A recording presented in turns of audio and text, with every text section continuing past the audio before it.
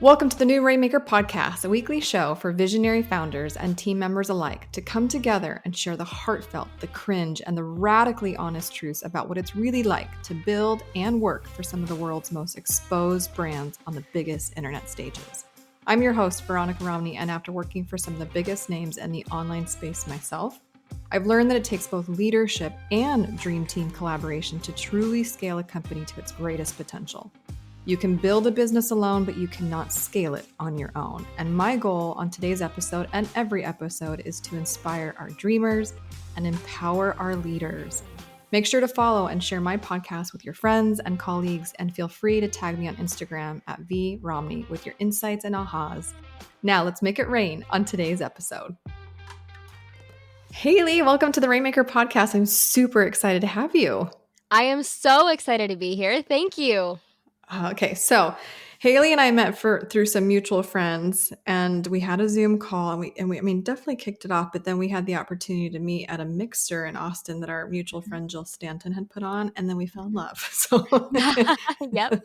Now we're gonna hang out and go vacationing together and everything. That's actually a true story. Mm-hmm. But I'm really excited to have you on the podcast because, and I'll have you formally introduce yourself. But if I use buzzword, like if there was like a word cloud of what I think that you do or what your brand and your flag in the marketplace stands for, it's like recurring profit, feeder systems everything, like how your brain thinks and views the world from an efficiency standpoint, from a like you do it, you build it, and then you flood it and on its own kind of. It's just amazing. It's a lot of people aspire for that for their businesses, but I want to take it behind the curtain. So will you introduce yourself to the Rainmaker community?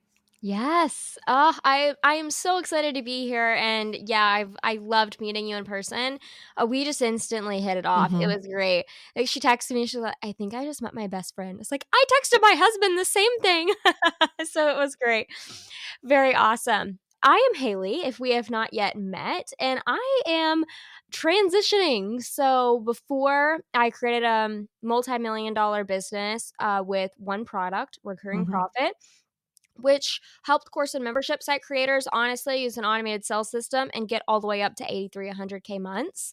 So that's what I did. But we just shut down the marketing and sales of the product. Actually, probably around the time this episode releases, we will have announced the official shutdown. I think December 1st is the last date anyone can buy, which is bananas because I've had this product has been my child, and honestly it's become a friend for the past 4 years. But yeah, I am now a business investor. That's how I guess I would define myself if there was a label. I do residential and commercial real estate, but what I really like doing is investing in businesses in this industry, and I created a business network where they all feed each other revenue and hires. Oh, you guys. Okay. So I don't know if it was Jeff Bezos or somebody at one point said that your brand is what other people say about you when you're not in the room. And I just have to tell you, when Haley's not in the room, how people introduced or talk about her to me is like, do you know Elon Musk? Yeah, Haley's brain works like that. That's literally what they said to me in Austin. I'm like, well, honestly, the more that I get little snippets of your brain, I'm like, yeah, that's actually pretty accurate. Because you're like, if it's manual, it has to go. Like your brain thinks in automation, efficiency, systems, feeders. And now the fact that you did that so well for individual content creators and courses and things like that. But now to create a network of businesses that feed into each other. Yeah, I think everybody's going to want to be a part of that. Let's be honest. So just so we level set the conversation, and I don't want to ever assume that just because we use that terminology that everybody understands the same terminology the way that we do. Can you define for my listeners feeder system? I mean, just how you look at that and how you define that. Okay, so I will go base level because what I'm doing now is a very complicated feeder system. Okay, so when I created my first ever membership site, blew it up to 500,000 in 6 months. What that feeder system, it looked like having a very strong automated sales system. So there were 3 ways to actually make money. So if you have 100 leads come in, you multiply money 3 ways, not just one way where you have a 7-day funnel, right? So you have your automated sales for your first 7 days. Then you have your profit stacking effect off the back end of that. Then you have an audience builder off the back end of the webinar. So there's 3 different ways to make money. And so that was feeding things, right? But then the traffic has a feeder set up as well. So the sales system is all automated. And then the traffic, if I could just figure out a system that worked, that flooded traffic to my sales system that didn't rely on me posting on social media, I was all set. So that was the first time I had ever created a feeder system. And then I just outsourced it. Okay, hold on. Did everybody catch what she just said? Let's automate my traffic. Let's automate my sales. And then I don't have to show up on Instagram. Yeah, that's the goal. Hashtag goals. That's the goal. Especially for business owners that would consider themselves to be introverts or they actually like spending time with their family more than showing up on social media. Mhm. That's certainly a very promising carrot. Okay, so I know that's what you do as your day job or have done as your day job. But the reason that I wanted to bring you on the podcast, because this podcast inspires the dreamer CEOs and empowers their teams and their leaders to execute, right? Mhm. So, one thing is to see how brilliant you are and what you've achieved that all of us could see on the front side of the curtain of your business. But I actually want to take people behind the curtain of your business Mhm. because you can automate sales, automate traffic. How did you automate your team? Because they're not robots, these are people. And I'm desperate to know how you've done that so successfully to the point now that you work how many hours a week? Oh gosh. I mean, none on that business. I don't think I work. I take one meeting a week. I do talk to Tori. She Yep. FaceTimes me 30 minutes a week or so. Yeah. But yeah, Yeah. it's 4 million and I am not Yeah. involved. Yeah. Yes. Yes. So again, goals on the front, goals on the back. So we don't ever want to do is make it sound so easy Mm-mm. that it didn't have any work. That's not true. This is to get to where you are. There was hard work, and I'm sure lots of mistakes to Oh even be yes. on a position to say, "Yep, this is where I'm at today." Right? I'm not Oh yeah. gloating. I've earned my badge. So let's start with that. Like, let's start with your journey of being a people manager. Where did you start with the Oh team? my gosh. So many failures. So many failures. I think that being a leader is the quickest form of self development you can possibly have because you see there are really amazing strengths you have, and then there are some really ugly sides that come out as well. Mhm. And it's really interesting. Some of my ugly sides were people pleasing to the point of codependency. And Mm. that did not serve me very well. You know, it was definitely a survival skill. And what I have learned now is a lot of self compassion, you know, looking back at that and going, okay, so that people pleasing codependency, that got me attention as a child because I didn't feel loved. And that served me then. I got my attention, I felt loved, but now this is not serving me in this way. You know, it's like not viewing everything as a negative, being like, okay, Mhm. that served me in my life. It's not an ugly trait or a bad trait, it's just a trait. We're a human. Everyone has traits. So that also helps if you're ever analyzing yourself and in a position where you're like, oh, that was not a good side of me that just came out. But yes, people pleasing to a point of codependency for sure. And I made a lot of mistakes. Yeah. Well, I call it the disease to please. Yes. And I think it probably curses women more so, not to generalize or be stereotypical, but I do find that when I'm working with my female clients, yeah, it's hard. It's hard to step into our truest form of leadership with accepting the fact that we might not always be liked, Mm-hmm. right, in that journey. So when you started creating you started with your membership and blew it up, and then you realized, holy cow, what I've cracked, I can now impart to others. Who did you first surround yourself with as from a team support standpoint? Oh, inbox. I don't think I've ever actually had an inbox. I've had a business inbox, but I have never touched email once in my business until recently when I got involved in real estate. That's when I had to get an email address. So that was one of the very first things that I had. And I built from the bottom up. I think most people try to build from the top down because they're like, Mm-hmm. oh, if I have an ops person, Mm-hmm. then I'm good. I don't have to worry about anything. Who are they managing? I think people don't think about that, you know? It's really funny. It's kind of comical. When you think about it, in hindsight, it's comical. In the time, it's not. It feels very frustrating. But yeah, I had an inbox support, and then I had a podcast manager. Those are the same people, and then that same person actually was in charge of my traffic. And then Mm. from there, that person ended up being promoted to my ops. And then we hired just inbox support and client success. And then what was great, so in my brain, every business has three pillars. Uh, and Veronica, I don't know if the way you teach things, I'm curious to see Ooh, let's how. compare. Yeah, let's definitely compare because I'm so curious. So, the three pillars of every business in my head are growth, client success, and operations. So, Yep. growth in charge of making traffic and that traffic makes sales. Client success, I have three R's that I depend on, and client success, results, retention, referrals. Those are the three R's that are KPI numbers every quarter. And then operations is profit margin and culture. So then growth is leads and sales. That's it. So those are those Mm. KPIs. Those are the only KPIs I track, I see. Any other KPI, I don't care about, you know? And the reason why is because my ops person cares about them. So there's KPIs and then there's sub KPIs. So she gives me a report on the context of the sub KPIs because what I have found is that as a CEO, if I look at a sub KPI, I'll make a story when I'm not in operations. I Mm-hmm. don't know. And so I don't make stories off sub KPIs. I make stories off KPIs, and then she reports the context, and then we create solutions. Okay, so we actually think the same. So Cool. that's good. I kind of phrase it in a different way. I put it in the lens of who am I serving.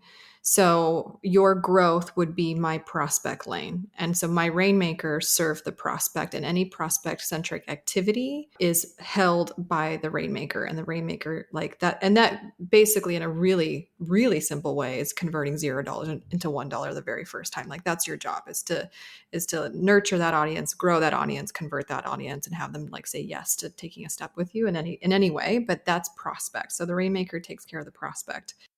And then I have that. I have and again, I know there's a lot of title inflation, so it's not so much I care about like director of ops, head of ops, VP of ops, operations manager, whatever. The point is that that person takes care of the customer. So the customer is their baby.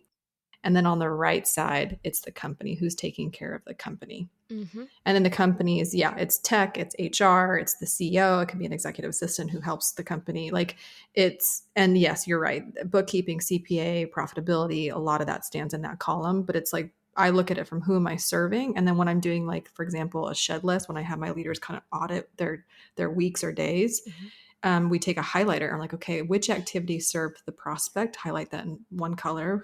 What activity served the customer and what activity served the company, and that's how we can kind of do a Mm-hmm. really color coded audit of where they're spending majority of the time and why that's negatively impacting the company. Because if they're spending most of their time in customer and company lane and not the prospect lane, but they're the primary spokesperson for the company, we have a problem. Mm-hmm. Mm-hmm. Mm-hmm. I love that. Genius. Genius. But you know what I will say? I also agree with you. You're exactly right. I most of the power hours that I do and they're spent doing kind of org chart audits. And it is really, really attractive to CEOs who are in a drowning, like they're in a stage of decision fatigue, adrenal, failure. Like they're coming to me with pain Mm-hmm. because starting the company is exciting, scaling the company is hard. So they're coming to me in pain, and they're praying and hoping that like if I just throw a leader, if I just throw a person, that all my problems will be resolved. But you're exactly right. Leaders lead others, not themselves. So Yes. Yes. so when you're bootstrapping your company, it goes in that format where it's you and a whole bunch of doers, and then there's too many doers for you to manage, and you're now being taken away from revenue generating activity. So Mm-hmm. then now you need a leader to come in and manage the doers. And then once you have leaders, then you can have a leader over leaders. But sometimes when you start with that president or COO or whatever, that who are they managing? No one. Yeah. It's like an Exactly. empty dynasty, empty house, right? Yeah. Okay, so you got to let's talk about this because I want to pick your brain. How do you feel about recruiting talent from outside the walls of the organization versus developing and promoting talent within the walls of the organization? Okay, this is such a good question. And I'm not going to say my answer is right or wrong. This is just what has personally worked best for me. Yep. Because I think differently. Every time I have taken someone from outside of the walls, never worked out well for me because they brought what they believe about business into my business, and it was wrong, in my opinion. It's like, oh no, we do not say those things. We do not treat people that way. And it was, to me, it was easier to build someone from scratch than break bad habits. And Mm. that is that is that. My I whatever you call it, integrator, COO. So she does everything. Mhm. Except finances. She doesn't really care about that as much, but she is the rainmaker. She is the Mhm. ops person. She runs the entire business and manages everyone because most of my business is automated. That is, well, right now, one employee and a few contractors running a $4 million business. She runs everything. And it's easy because I've made it easy. I didn't want to hire multiple people. But with her, she was a waitress. She worked as Mhm. an assistant at a dental office. And then she's like, well, I want to be your customer support assistant 4 years ago. And now she runs the entire company. I loved building her confidence, Mhm. building her skills, training her on exactly how to think about business because I trusted myself over trusting someone else to be brought in. Every time I have trusted someone else to be brought in, not a consultant, I'm talking about hiring one of those specialist contractors that charge $300 an hour and want to work 5 hours a week in your business. Those people. Okay, I have made that mistake. I let that one person take reins, and we went from, I'm talking about 60% profit margin to in 60 days losing $36,000 a month. Yes, I'm not kidding. It was one of my first year and a half in business that I did that. One of the dumbest mistakes I have ever made. And it was because I stopped trusting myself. I got to that half a million, $700,000 mark. And I was like, oh, crap. What am I Mhm. doing? Like, this was fun. But I look back, I'm like, oh, I'm standing on top of a really big mountain and I think I'm afraid of heights. And I didn't realize I was afraid of heights, but I think I might be. So let's figure out if I can just hire someone to help me climb this next stage of mountain because I can't do it myself. I'm too dumb, right? Mm. Even though I had climbed to the 700,000 altitude mark in revenue. But when I made that mistake, it helped me trust myself, which was a very valuable lesson that I learned. Expensive, but valuable lesson. And I was like, well, okay, I'm going to build this person up because, and I knew, this is how I knew she was the person, because it's like, how do you know, right? Her first 2 weeks I hired this salesperson. I had Olive Garden, met her for lunch. I was like, oh yeah, you're great, I'm going to recruit you as a salesperson. I brought her on. Here's what Tori said. She looks me dead in the eye first 2 weeks of the company and was like, can I be involved in the hiring process because I think she should be fired tomorrow? And I was like, you have balls and I love it. Anyone that looks at my decision and goes, no, I trust you because Right? you're not people pleasing me. And so, actually, one of our exercises in our company is that the first week you have to critique my Instagram, you have to critique how I talk in the webinar, and you have to do something else. Basically, it's critiquing me, it's dethroning the boss. That is our process. And so, anyone that does that naturally without me forcing them to dethrone me is someone that I know I will pay very well and will get raises because I trust them. Then there was, I led coaching meetings and I had her come on. And she's like, can I just do this? I think I can do it better. And she gave me a doc of exactly how she was going to do it better. I was like, it's yours. 100%. And never asked for raises when she was wanting to do this. And it was the lack of entitlement and more of Mm. that looks fun. It's not more responsibility, it's more fun. That looks like it would be fun for me. And if you find people like that and they're growing revenue, I think it's your job to mastermind how their activities are growing revenue in their fun lane, right? It's not their job. It's your job to architect that structure to create the revenue. But when it does, Tori has never had to ask for a raise. And I think she's gotten like 6 raises in the past for like multiple every year. And now she's reached the point where I'm like, okay, cool, you're good. And we're looking at like bonus stuff. So that's how that's how I Gosh. built her. Okay, so let's. Oh, there's so many things. Wow, that was dripping of gold. And I feel like people have to listen to this, just that segment, just right there, twice and slow, because that was a lot of good information. I am also. It's funny because almost every corporate position I ever had was coming from the outside in, where they passed on an internal candidate, and I came in.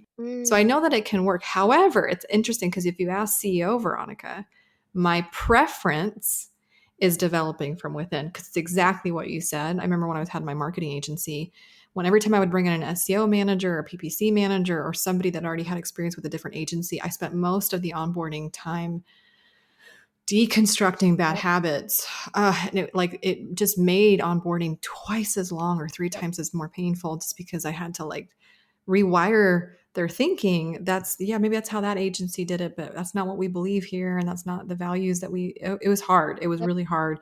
So then we created an internship program with the local universities where we would get interns right out of school. Your feeder. Huh?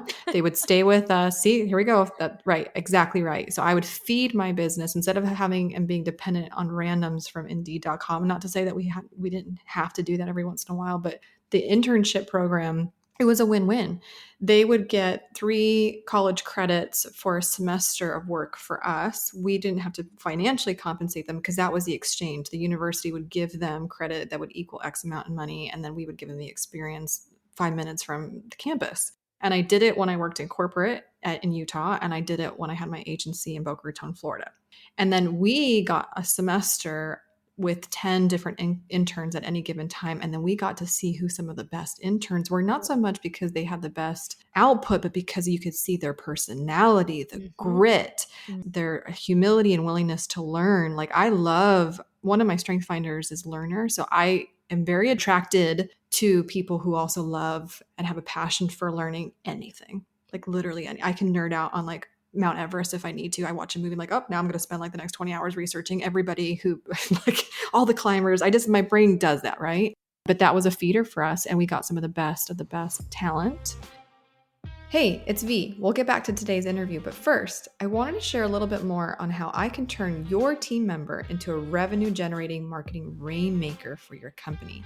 I get this question a lot from CEOs just like you, so I decided to share my syllabus with you for free. You'll see how I make the perfect marketing leader, team, content factory, launch, and roadmap so you don't have to be the only one thinking about making money for your company anymore. Head to veronicarowney.com or click the link in my show notes to get your hands on my free Fortune 5 framework syllabus. Now let's get back to today's episode. Now, developing somebody from scratch, there's pros and cons, but one of the cons I think that is such a deterrent for CEOs is the time. Yeah, When you train totally. somebody, it takes time. And then yet it's your team member retention that makes the company go faster, not Mm-hmm. the turn. Mm-hmm. So, how did it, because I didn't know how your brain is, how did you train, whether it was Tori, whether it was even your inbox VA, whoever, like, how did you approach training your people and teaching them?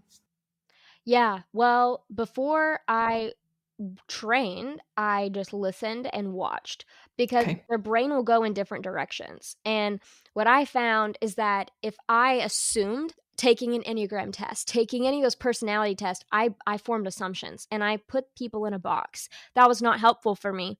So what I did was I took that box away from every single person and I said, okay, well, here's your projects and let's see where your brain goes. And wherever their brain would go, I would really listen to their questions. Their questions give you so much insight in how they think. And Amen. and that's how you train. And what I did first was I used their questions to coach them on how to think. Mm-hmm. That was the very big thing. Is like if they're asking a question that they should know the answer to, you know? Mm-hmm. And you're like, Mm-hmm. "Okay, well, what have you done so far? Walk me through it." So it's not, "You shouldn't be asking me this question." It's like, "Okay, well, walk me through what you've done so far, and then we can go from there together." It's like, "I'm on the same team as you, but if it gets to a certain point where you haven't done anything and you're not noticing that it's disrespectful because it's the 4th or 5th time, it's like, Sure. okay, we're having a conversation and I know you're gonna end up being fired, like, I Sure. because of patterns." So there's that. Okay, but this is not a firing discussion. Sorry, that's where my brain went. So there is the questions that help me coach, which is the values, I think, of the company, how you Sure. communicate with people, all that stuff. Then there is the talent part, the skill part. And Mm. that's where I think personality tests make you assume what their skill is going to be. But there are so many nuances to every single human. Every human is like a fingerprint. They're so unique. There's no boxes that actually exist that will tell you everything you need to know about someone. It's about treating someone like a unique human. And Yeah. to do that, you cannot assume. You have to watch where their brain goes. So, where Tori's brain went was she shouldn't be fired. And where her brain went was, I want to lead the coach meeting because she had ideas for how to get the coaches to do XYZ. Because of that, I was like, okay, because she thought the firing, it was like she had strong opinions, yes. But beneath the surface, it was that she wanted to control certain parts of the company. And that controlling tendency I view as a very good thing. That's ownership. So Ownership. Yeah. control is ownership. If you have ownership, well, that's a value of a manager. Okay, Yeah. well, what are some other values? Where is her mind going? And that kind of helped me determine what to train on. Then, because she asked for those things, I gave her those seats, let her test without a ton of pressure, and then she would just move up. But it was I let her lead it. I didn't lead that. I wasn't like, oh, I'm going to groom you. That was never in my mind. I had no intention or attachment to her being the manager until a year later when it clicked. And I was like, you're going to run this company. And we had that conversation. Another thing that was helpful is I remember I had a very rough experience with my ops manager at the time when Tori was built. She was doing some sketchy things. Like I'm talking about going into Gusto and changing people's payroll. I mean, sketchy, Yikes. illegal stuff. And she had been harassing me on Slack. I mean, slacking me very nasty things because I didn't respond within an hour because I was talking to the WeWork people, our co working space. And but it was a very like toxic relationship we had Yeah. for sure. And I was not aware of it because, childhood trauma, blah, blah, blah. And all the stuff you wear One of those. theater, one of those things. And Tori and I went to go get pretzels that night. And she sat there and we were crying together. And she's like, I want you to have space from this business. It's Mm. sucking you in. And it wasn't the business, it was the ops manager. It was that Mhm. team member because the Mhm. business was automated, right? It was it was that I was so tied to Slack because I would get 20 Slacks an hour from this anxiety, freak out, panic, blah. Mm. And she's like, you can't have a life because of the way this team is. And she realized that, but as a waitress, as a someone that was brand new, and she's like, I really want to help you out here. Like I want, and it wasn't I want to be promoted. It wasn't any of that stuff. It was I want to team up. I want us to work Mhm. together. I want this to be different for you. I see you as a friend. And because of that moment, I was like, I will take care of you for the rest of your life. And I didn't tell her that, but in my mind, it was just Yeah. that moment. It was almost like when I met my husband, I mean, Mhm. hours in, and we got married within a year. It's like, I think I'm gonna marry you. I know I'm gonna marry Mhm. you. And I did. And Tori's my work wife, and he's my life husband, and both of them are going strong. Great relationships. And there it is. Okay, so gosh, I have so many thoughts and feedback on what you just shared because what I hear, just again from you look at the world in systems and feeders and automation Mhm. and all of that. I look at the world through the optic of team dynamics and team Mhm. relationships. And these are people that you choose to do hard things with. It's not the family that you're born into necessarily. So it just fascinates me, right? But here's what I love. I wrote it down immediately, like the art of dethroning the boss. Oh my gosh. Yeah. Like that immediate permission within early on into their employment or work with you, that work relationship, there is a permission, a challenge. Do me better, please. And I remember I read this somewhere long ago in an article. I want to say it's Facebook. I'm pretty sure it's Facebook, where Facebook doesn't hire people that want to work at Facebook. They hire people that want to make Facebook better. Mm. And I think this is what's kind of plagues some of the CEOs that already have such a well established brand and face, well known face and reputation, is that you're going to have people that want to work with you. Especially if you recruit from your own community, which is another great feeder, by the way, is like to actually like find talent from your community.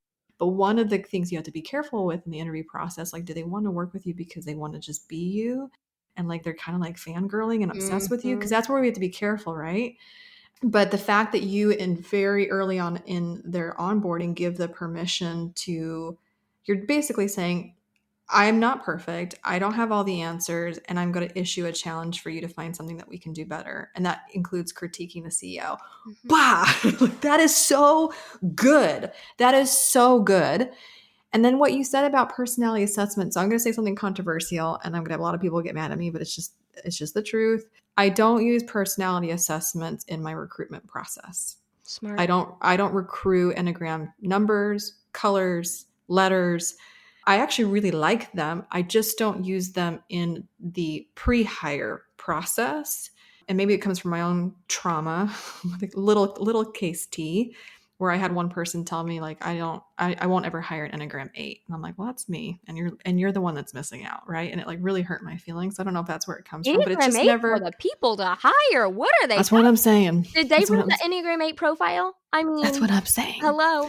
Hello. But I just don't want that to bias me. And I also, the reason I don't do it is because just because your test comes back a certain letter, number, color, you can't assume that's how they operate, because there's unhealthy numbers, colors, and letters, and then there's healthy numbers, colors, and letters. Oh my gosh. Right? So a healthy 8 is very different than an unhealthy 8. And you don't know that yet because you're in the interview process. Everybody's showing their best foot forward, and it's just a number. And so you think one thing, or you might be completely biased, and then they let you down. And Really? that sucks. But I do use personality assessments on the backside of the hire, not because it's going to determine their responsibilities or anything like that, but just so that I can love them better and Mhm. I can manage them better. And because I manage everybody a little bit differently depending on how they love to be loved and how they love to be appreciated. So even if it's the love languages test or whatever speaks to you, if it makes you a better manager, great. Please don't come for me if you're one of those personality assessment experts who, yeah, I just feel like I'm just going to make people mad with that statement, Well, but it's but just the people aren't truth. self-aware, though, in the hiring process. I think No. personality tests have a massive place. It Yeah. helps create self-awareness, but Yeah. that it doesn't help in the hiring process unless someone is hyper self-aware before they're taking the personality test. And let's face it, most people aren't, They're especially not. those people that are wanting to work for someone else. They could Yeah. care less. That's what I was Yeah. finding is they don't care. They're like, "Oh, this is neat. This is cool. I'm gonna pretend like I enjoyed this process and read it so that I can get this job." That is literally what it is. And they're like, "Oh, yeah, I definitely resonate with this." "Oh, Mhm. do you? Do you?" It's like, no. Mhm. Take a peek Mhm. in their brain and figure out where Mhm. their brain goes and their tendencies without that. And your interview is gonna be way better without a personality test attached to it. Well, it just takes away your biasy, and that's what you have to Mhm. be. That's what you have to be, because already my beautiful CEO clients have a tendency to hire with happy ears. They're visionaries. So not only do they see visions for their companies, they see visions for team members. So That's like me.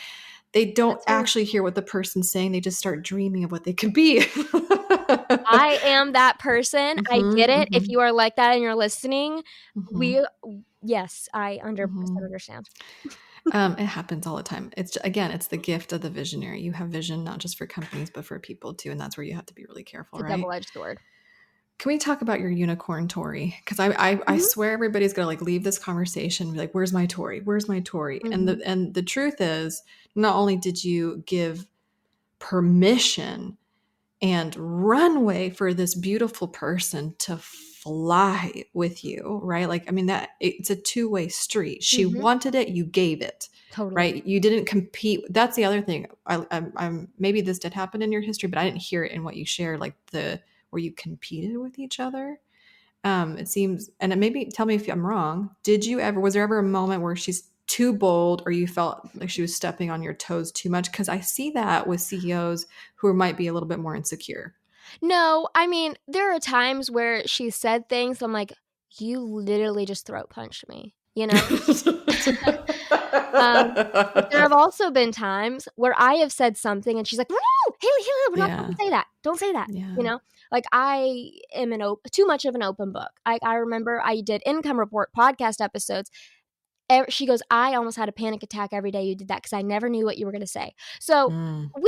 we tend to cross over sometimes on that, but what I did love about Tori is every new member that came on, they'd see the way she talked to me, and it was very direct, very much like, Mm. "You take a seat, I got this," and people would be shocked. They'd be like, "Oh, you just said that to her?" Like, I would have we'd have a brainstorming session, and I'd have an idea, and I think it was the best thing ever, and she just would look at me and go, "Oh my gosh," and shake her head. And everyone would be shocked because, like, you don't make the boss feel stupid, right? But it doesn't make Yeah. me feel stupid. It was probably a silly idea. I know that I have 100 ideas and maybe 2 are good. But I think the thing with Tori is she respects the hell out of me and I respect the hell out of her, and Mhm. nothing can make either of us feel stupid at all. And if she ever did, I'd come up to her and be like, "Hey, Tori, I don't really like the way that was said." I don't think I've ever had to say that, but I would feel good enough to Yeah. say that, and she'd go, "Oh, I would never try to make you Yeah. feel that way. I'm so sorry." And then it would be no big deal. But it was good because other team members realized, "Oh, it's not an ego-based thing in this culture. Ego is irrelevant. It's about your passion that you're bringing to the table and your curiosity that you're bringing to the table." And Tori is a very curious person and likes to poke holes in things. Sure. That triggers me sometimes because that slows us down. Poking Sure. holes, I'm like, "Girl, what you doing? This boat is moving." And she's like, Mhm. "Yeah, but it's moving in the wrong direction. Just a Mm. tweak here, poke, poke, poke." And I used to be reactive to it and go, "Ooh, I don't know, blah, blah," and now I sit on it. I'm like, "Okay, give me an hour and I'll come back to you on that." And that helps me because I'm sitting on her hole pokes, and every single time, like, "Yep, you're 100% right. That is totally Gosh. it." But I add my perspective to it. So it's not just like poke hole, poke hole, poke hole. It's like, Mhm. "Okay, well, you poke these holes, but Mhm. here's what I expect attached to the hole poke is we're also doing this and we can add to it. And these poke holes can actually speed us up in this way," right? It's a partnership. Uh, gosh, I love everything about this because what I say, the best leadership teams are teams that have healthy, constructive tension. If I see a leadership team voided of any tension, that means somebody's just dominating the conversation, usually just the CEO. But like if you can surround yourself with people who, what I say affectionately, it's like a ping pong partner where you can just ping to the pong, Yes. and sometimes you'll just like nail it, and then other times like, oh, that was like, but it's that respect between competitors, Mhm. you know, when Nadal and Federer are crying and they've been Yeah. like lifelong competitors, but the respect and admiration Yep. for the two of them at the highest levels. But that's what it is to compete with one another, not in a unhealthy way, but in like a ping pong where you're bringing each other's best to the table. I just heard Tom Bayou from Impact Theory on stage just last week. They did a Q&A session at night, and somebody asked him like, how have you and your wife, been able to work together and live together and stay married? And he said, yeah, we've been married 20 years, we've worked together 15 years. And the analogy that he used I thought was so good. He's like, I'm the kite and she's the string. Mm. A kite without a string is lost forever. You need the string, and the string can't be loose. The string has to have healthy tension to Mhm. have that kite soar. Mhm. And it's that dynamic between players. And for you, it could be you and Tori. Mhm. For other teams, it could be a larger leadership group where you have your rainmaker, you have your ops leader, you have your CFO or a financial person, right? Like it can be, in that case, it can be a board of advisors, it can be a strategic partner from the outside. I think what I'm trying to say here is that all CEOs and their beautiful, colorful kites need strings Yeah.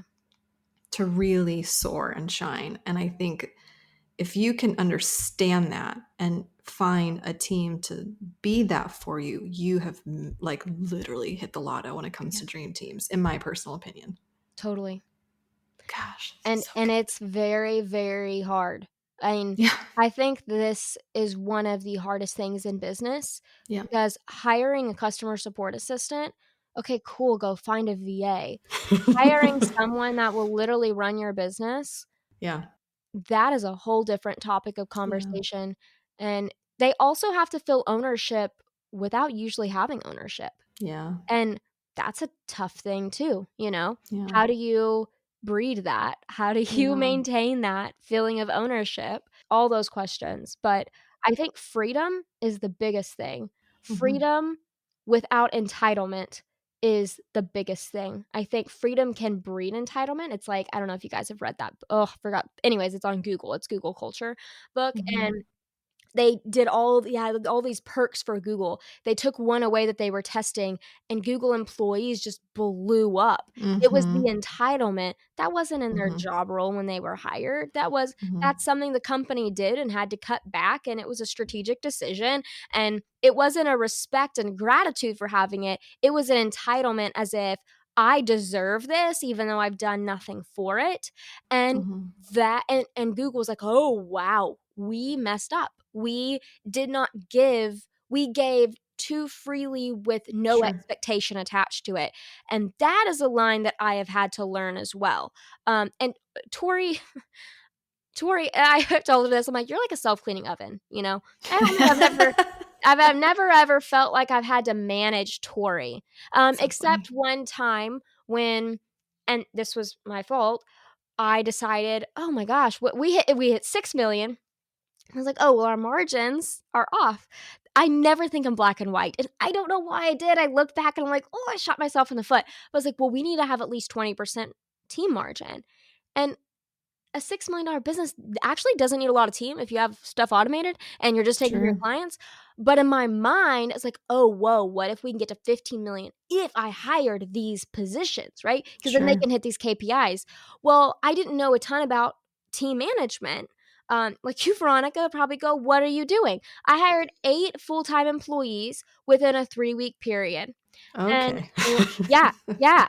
Because it's like, "Oh, well, we need a media manager. We need 2 people under that media manager." We had a manager for oh my gosh, it was so stupid. But I thought it was brilliant.